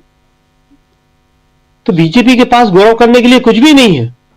सिर्फ ये कहते हैं कि नेहरू ने पटेल के साथ ये किया, सुभाष चंद्र बोस के साथ ये किया, अंबेडकर के बारे में तो पता नहीं क्या क्या कहते हैं। और अब भगत सिंह पर भी आ गए। तो देखिए, बेलगावी का जो अधिवेशन है कांग्रेस का, सीडब्ल्यूसी का है मूलतः, वो सीडब्ल्यूसी की मीटिंग है वो एक्सटेंडेड, जिसमें बताया हमने कि 200 से ज्यादा कांग्रेस के नेता शामिल होंगे, करीब करीब सभी बड़े नेता शामिल होंगे, जिसमें सारे लोग होंगे इसमें। तो इसमें सब विषयों पे बातचीत होगी और वहां से कुछ प्रस्ताव पास होंगे, जो प्रस्ताव कांग्रेस के लिए बहुत महत्वपूर्ण होंगे, और कांग्रेस 2025 में नए साल में उसके अनुरूप काम करेगी। और उसमें सबसे बड़ी जो चीज है, उसका अपना संगठन मजबूत करना। क्योंकि जो बात खड़गे जी ने कही है, बड़ी इंपॉर्टेंट बात कही थी, और खड़गे जी अगर खुद ये बात कहते हैं, कांग्रेस अध्यक्ष कहते हैं, तो अमल की जिम्मेदारी भी उनकी भी उतनी है और कांग्रेस की भी उतनी है कि आप अपने अध्यक्ष की बातों पर अमल करें। तो वहां से वो इस चीज के ऊपर जाएंगे कि हम अपने संगठन को कैसे मजबूत करें, रीऑर्गेनाइज करें। महासचिव पुराने ही सारे के सारे काम कर रहे हैं, सिर्फ सेक्रेटरी बदले हैं, तो महासचिव नए बनना है। और साथ में जो डिपार्टमेंट के हेड होते हैं, बहुत सारे कांग्रेस के डिपार्टमेंट है, किसानों का है, SC ST का है, मीडिया का है, बहुत सारे डिपार्टमेंट हैं, तो उनके हेड बदलना है। तो ये नए लोग आए, मजबूत लोग आए, और ये लोग मिलके काम करें कांग्रेस के साथ। अपनी अपनी राजनीति जो है वो थोड़ा बंद करें। जी राजीव जी। जी बिल्कुल, अपनी अपनी राजनीति बंद करें, मिलकर काम करें। बहुत बड़ी बात आप कह रहे हैं। प्रशांत टंडन जी, जरा ये जो तस्वीरें देख रहे हैं, बाबा साहब की तस्वीर भी है, कांग्रेस का झंडा भी दिखाई दे रहा है, प्रोटेस्ट भी है, सब कुछ है। क्या ऐसी तस्वीरें हम लोगों ने उस समय देखी जब चुनाव का वक्त था? संविधान का जिक्र आ रहा था, बाबा साहब उसके साथ साथ थे, तस्वीरों के साथ हम लोगों ने देखी वो तस्वीरें भी। चुनाव यानी लोकसभा चुनाव की बात कर रहा हूं, धीरे धीरे संविधान की बात फीकी पड़ने लगी। लेकिन एक बार फिर से संविधान और बाबा साहब अंबेडकर दोनों साथ साथ और फिर से सड़कों पे विपक्षी दलों के प्रोटेस्ट में दिखाई दे रहे हैं। क्या आपको लगता है कि ये मामला अब पीछे नहीं छोड़ने वाला है, खासकर बीजेपी का, और इसके बाद कहीं ना कहीं एक गहरी चोट पड़ने की उम्मीद जताई जा रही है बीजेपी को इस मसले पे? जी देखिए राजीव जी, 30 साल लगे ये दिन पहुंचने में। ये जो कांग्रेस के झंडों के साथ नीले झंडे, राहुल गांधी की नीली टी-शर्ट, जय भीम रैली का नाम होना और सड़कों पर जो दिख रहा है, इसको 30 साल लगे। जब मंडल कमीशन लागू हुआ तो उसके सामने कमंडल को रखा गया, अडवाणी जी रथ यात्रा लेकर निकल गए और बाबरी मस्जिद गिरी, और उसके बाद से देश किसी न किसी प्रकार से सांप्रदायिक गिरफ्त में है, अभी भी है। और बहुत इनका दोहरा चरित्र है। आप देखिए कि गोवा के मुख्यमंत्री इस बात को लेकर चिंतित है कि लोगों को क्वालिटी बीफ नहीं मिल पा रहा है। वो अपील कर रहे हैं कि बीफ जो है वो क्वालिटी बीफ उनको लोगों को मिले। वहाँ बीफ सप्लायर्स ने हड़ताल कर दी है क्योंकि ये गोरक्षक उनको मारते पीटते हैं। तो वहाँ तो आप बीफ की सप्लाई को इंश्योर कर रहे हैं, दिल्ली में आप मारपीट करेंगे गोरक्षक। आप कुवैत में जाएंगे, शेखों के साथ गले में लगेंगे, उनके पुरस्कार लेंगे। यहाँ पे आप कहेंगे कपड़ों से पहचान लो। ईसा मसीह के क्राइस्ट के पहले आप चर्च में जाएंगे, वहाँ पे हाथ जोड़ के खड़े होंगे और चर्चों को गिराएंगे। ये कहेंगे कि संडे की छुट्टी जो है वो गैर भारतीय है। तो मोदी जी ने कहा था कि अंग्रेज ले आए संडे की छुट्टी यहाँ पे, अभी तक बदला नहीं उन्होंने। तो ये जो दोहरा चरित्र है बीजेपी का, अब ये धीमे धीमे एक्सपोज हो रहा है, लोग समझ रहे हैं। और वक्त लगा समझने में लोगों को, दो जनरेशन 3 जनरेशन गई, लेकिन अब लोगों को समझ में धीमे धीमे आ गया है कि ये बीजेपी जो है वो बेसिकली एक ब्राह्मणवाद की पार्टी है, मनुवाद की पार्टी है, और वो जातिवाद की पार्टी है, और वो सबको सामाजिक न्याय नहीं देगी। महिलाओं के भी खिलाफ है, ट्राइबल के भी खिलाफ है, दलितों के भी खिलाफ है, और एजेंडा में वो आते हैं। राहुल गांधी ने इनका वनवासी कहना बंद करवा दिया। जी। अब वो आगे रास्ते पे उसको आदिवासी उनको कहते हैं। एक और जो डेवलपमेंट हुआ है राजीव जी, वो बड़ा इंपॉर्टेंट है। नेशनल ह्यूमन राइट कमीशन के चेयरमैन बन गए नए जस्टिस रामा सुब्रमण्यम जी। ये जज साहब वही है जिन्होंने नोटबंदी का फैसला पे मोहर लगाई थी। मल्लिकार्जुन खड़गे और राहुल गांधी भी उस बैठक में थे जहां पे ये नियुक्ति हुई है, और राहुल गांधी और मल्लिकार्जुन खड़गे दोनों ने अपना आपत्ति जताई है। और वो जो दो नाम लेके गए थे, रोहिंटन नारिमन का और जस्टिस के.एम. जोसेफ का, ये दो नाम रखे लोगों ने, लेकिन वहाँ अपॉइंटमेंट हो गया जस्टिस नरसिम्हन का, सुब्रमण्यम का। NHRC United nation human right commission के एक्रेडिशन से बाहर हो चुकी है अरुण मिश्रा के समय। मौजूदा NHRC को ये माना जा रहा है कि वो पेरिस सिद्धांतों के खिलाफ है, भारत की NHRC, और NHRC को ह्यूमन राइट के मुद्दों पर यूनाइटेड नेशन में वोट देने का अधिकार खत्म हो चुका है। इन्हीं सब वजहों से कि वहाँ पुलिस के लोग होते हैं, वहाँ बीजेपी के लोग होते हैं NHRC में। जो NHRC के मौजूदा एक्टिंग चेयरमैन है वो बीजेपी के रहे। तो ये सारी चीजें जो हैं धीमे धीमे पूरी दुनिया इनके कारनामों से वाकिफ है, और अब इसका असर जो है वो पूरे देश में दिखाई देगा। जी बिल्कुल बिल्कुल। ज़रा जल्दी से आना चाहता हूं प्रेम कुमार जी, आपसे भी एक छोटा सा कमेंट। और यहाँ हम लोग चर्चा बेलगावी को लेके कर रहे हैं, चर्चा आप कर ही रहे हैं, ज़रा उसमें क्या कुछ जोड़ना है और बताइए। देखिए, एक बात जो ताजा तरीन हो रही है उसको भी जोड़ना जरूरी है, वो है कि चुनाव आयोग ने जो जवाब दिया है महाराष्ट्र विधानसभा चुनाव को लेकर के, जो कांग्रेस पार्टी का डेलीगेशन मीट किया था, उनसे बहुत सारे प्रश्न रखे थे कि इसका जवाब दीजिए। तो चुनाव आयोग ने बहुत 30-32 पेज का करीब जवाब दिया है। मैं तो अभी एक्सप्लोर कर रहा था, चर्चा चल रही थी, तो उसमें अनर्गल गैर जरूरी बातों से भर दिया गया है पूरा का पूरा, और मूल बात जो है उसका जवाब देने की कोशिश नहीं हुई है, उससे बचा गया है। वो पूरा बताते हैं कि 40 लाख वोट्स बढ़ गए हैं उनके, ये बता रहे हैं, लेकिन ये इसका उत्तर नहीं है कि 40 लाख कैसे बढ़ गए, जब लोकसभा चुनाव में के समय में 5 साल में 35 लाख बढ़ता है, 6 महीने में 40 लाख वोट कैसे बढ़ गए, इसका उत्तर नहीं है। बढ़ गए वो बता रहे हैं। वो बता रहे हैं कि शाम 5 बजे जो गिनती होती है, 11:30 बजे गिनती होती है, इसमें तो फर्क होगा और इसको कोई आधार नहीं बना सकते। अरे ये 14% का फर्क कैसे होगा, इसका जवाब नहीं देते।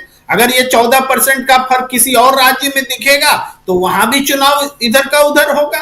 तो वो सारे सवाल जो कि कांग्रेस ने पूछे थे कि टर्न आउट में इतना बड़ा फर्क क्यों रातों रात, उसका चुनाव आयोग ने जवाब नहीं दिया है। और बाकी जो सवाल थे कि वोटर लिस्ट में डिलीशन का सवाल था, उसके बारे में भी वो आंकड़े तो रख रहे हैं, लेकिन वो आंकड़े कैसे इतने डिलीशन हुए इसका जवाब देने को तैयार नहीं है। सवाल तो यही है ना कि इतने डिलीशन क्यों हुए, इसके बारे में बताइए, आंकड़ा बूथ वाइज बताइए, बूथ वाइज नहीं बता रहे हैं। ओवरऑल बताइए किस समुदाय के हटाए, किसके बताइए। तो कांग्रेस ने कहा था हम लोग समझ लेंगे, आप खाली आंकड़ा दे दीजिए बूथ वाइज कि क्या है, हम लोग समझ लेंगे उसका मतलब। लेकिन वो आंकड़ा भी चुनाव आयोग ने नहीं दिया है। यानी सबूत फर्निश करने के बजाय, आंकड़े देने के बजाय उन्होंने केवल थोथी बातें दी हैं। वो केवल कह दिया है कि आपकी आशंका जो है निराधार है, हम बहुत निर्भीक हैं, हम बहुत निष्पक्ष हैं। ये भी आज की बड़ी घटना है, इसको पूरा एक्सप्लोर पढ़ना पड़ेगा, देखना पड़ेगा कि कौन कौन सा जवाब किस किस तरीके से। लेकिन मोटे तौर पर मैं बता रहा हूं कि सारी आशंकाओं को चुनाव आयोग ने खत्म कर दिया है और ये कहा है कि हमसे ज्यादा बढ़िया, हमसे बेहतर चुनाव कराने वाला दुनिया में कोई नहीं है। ये है ताजा। और हाँ, एक बात और ऐसे ही संदर्भवश बोल दे रहा हूं, इससे संबंध नहीं है आज के विषय से, छोटा सा है, वह कि निर्मला सीतारमण जी का जीएसटी पर बहुत उनकी चर्चा हो रही है। हमने अगर 10 लाख में अगर पिछले समय में गाड़ी खरीदी होगी और उसको अगर आज 1 लाख में बेच रहे हैं, तो वो कह रहे हैं कि 9 लाख जो मार्जिन है, अब बताइए मैं बेच रहा हूं तो मेरा मार्जिन 9 लाख कैसे हो गया? तो उस मार्जिन पर लगेगा टैक्स, यानी 90,000 रुपया 10 लाख का हमको टैक्स देना होगा। या तो खरीदने वाला को देगा या बेचने वाला देगा, यही देगा ना। तो जिसका प्रोडक्ट जो बेचता है वो देगा। तो हम अगर 1 लाख रुपया में बेच रहे हैं तो 90,000 रुपया उनको और जीएसटी दे। ये लोगों को समझ में नहीं आ रहा है ये मार्जिन क्या होता है। इस पर भी बहुत हंसी आ रही है। देश की वित्त मंत्री शर्मनाक स्थिति में है, जवाब नहीं दे पा रही है कि 18% जीएसटी सेकेंड हैंड गाड़ी के लिए कैसे जस्टिफाइड है। वो भी मार्जिन पर, अगर 10 लाख की गाड़ी हो उसको 1 लाख में बेच रहे हैं तो 9 लाख पर आपको मार्जिन पर टैक्स देना होगा। जी चलिए, ये सब जनता देख रही है, जैसे आप चर्चा कर रहे हैं वैसे देश की जनता भी देख रही है, और आज न कल फिर जनता जब उबलेगी तो आप जानते हैं कि क्या होता है। खैर, लेकिन क्लोजिंग कमेंट के लिए हेमंत जी आपके पास आना चाहता हूं जल्दी से, समय कम है और बहुत महत्वपूर्ण बात हम लोग कर रहे हैं बाबा साहब अम्बेडकर साहब की बात से लेकर और कांग्रेस के अधिवेशन तक और यहाँ पर कांग्रेस की रैली तक।